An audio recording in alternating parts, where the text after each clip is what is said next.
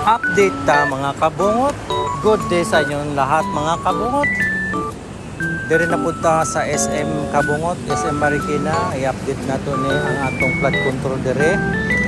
Pero tanawon sa nato ang traffic situation.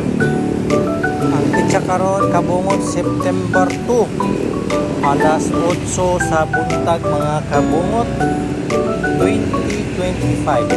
September 2, 2025. Makita ninyo diri kabungot sa ako ang tuong bahin padung sa Cubao Kabungot. Bugad jud kayong traffic. Diri ko sa atubangan sa SM Marikina sa may Marcos Highway. Marcos Bridge kini padung ni dito sa Makabagal Bridge. So mao ni ang flood control diri sa Marikina. Mao ni sa ilalom sa tulay mga kabungot dito sa SM. Mao ni ang sitwasyon karon. O tatakpan na ang gatong kanal. Mao na iya ang sitwasyon karon as of now ha kayo kung magyapon ng ilahang construction o makita ninyo kabungot nga murag nag atinod na ang bakto.